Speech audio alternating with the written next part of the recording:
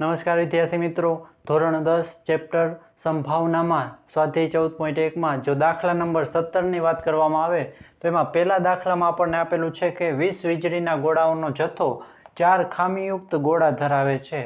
તમારી પાસે 20 જે છે એ ગોળા આપેલા છે, એની અંદર 4 જે છે એ ખામીવાળા છે, એટલે કે ખરાબ ગોળા છે।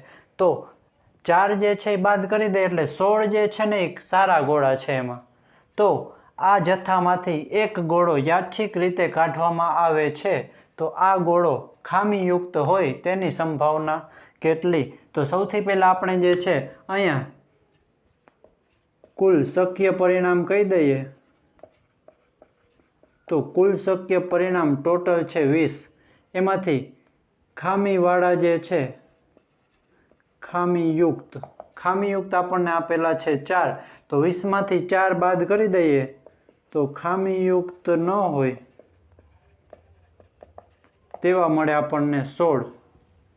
હવે એક ગોળો એમાંથી પસંદ કરો, એ ખામીયુક્ત હોય, ખામીવાળો હોવો જોઈએ, એટલે કે ખરાબ હોવો જોઈએ।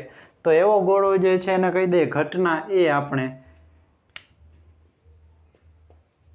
તો ઘટના એ પસંદ કરેલ ગોળો ખામીયુક્ત હોય,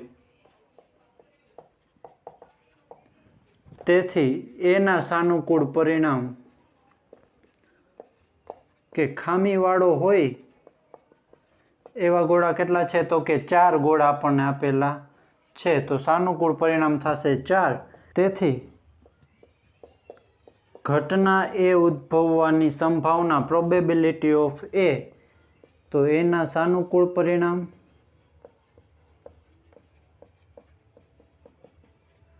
છેદમાં કુલ શક્ય પરિણામ।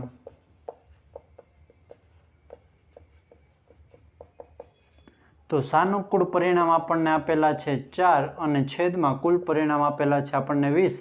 તો 4 પંચા 20 અહીંયા ઉડી જશે એટલે 5 છેદમાં આવી જશે, તો 1/5 આવશે।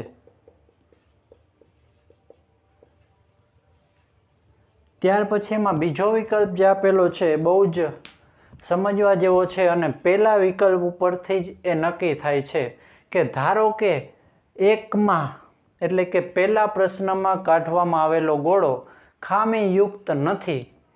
પહેલા પ્રશ્નની અંદર જે ગોળો આપણે કાઢ્યો એ ખામીયુક્ત નથી અને તેને પાછો પણ મૂકવામાં આવ્યો નથી। તો એક વસ્તુ ખાસ યાદ રાખજો કે હવે પાછો નથી મૂકવામાં આવ્યો અને એક ગોળો કાઢેલો છે, તો ટોટલ 20 ગોળા હતા, એમાંથી એક ગોળો કાઢી લીધો એટલે કુલ જે છે 19 ગોળા વધશે।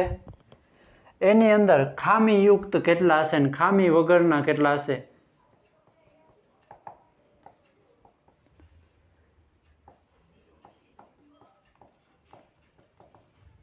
તો જો એક ગોળો જે કાઢ્યો છે ને એકમાં, એ ખામીયુક્ત નથી। તો ખામીયુક્ત નથી, આમાંથી એક ગોળો નીકળી ગયો છે। તો 16 હતા, એમાંથી એક ગોળો વિકલ્પ પહેલો કરવા માટે આપણે કાઢ્યો, તો એ ખામીયુક્ત ન હોય એવો ગોળો નીકળો અને એને આપણે સાઈડમાં મૂકી દીધો। તો ટોટલ 19 વધ્યા છે, એમાં આ 4 તો એમનેમ જ છે અને આ 16 જે છે એમાંથી એક ગોળો નીકળી ગયો છે એટલે થશે 15। તો હવે આપણા કુલ પરિણામ 19 થઈ જશે। ખામીયુક્ત ગોળા હોય એવા 4 વધશે અને ખામીયુક્ત ન હોય એવા 15। હવે આને કહી દઈએ ઘટના બી, કે ફરી પાછો આપણે હાથ નાખી અને ગોળો જે છે એ કાઢીએ તો ખામીયુક્ત ન હોય તો પસંદ કરેલ ગોળો ખામીયુક્ત ન હોય, તો ખામીયુક્ત ન હોય એવા 15 ગોળા છે, તો બીના સાનુકૂળ પરિણામ થશે, તો બીના સાનુકૂળ પરિણામ બરાબર 15। તો બી ઉદ્ભવવાની સંભાવના એટલે કે પ્રોબેબિલિટી ઓફ બી, તો બીના સાનુકૂળ પરિણામ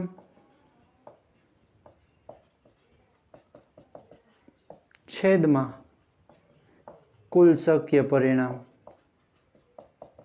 તો સાનુકૂળ પરિણામ થશે 15 અને છેદમાં કુલ પરિણામ થશે 19। તો અહીંયા દાખલા નંબર 17 જે છે એ પૂરો થાય છે।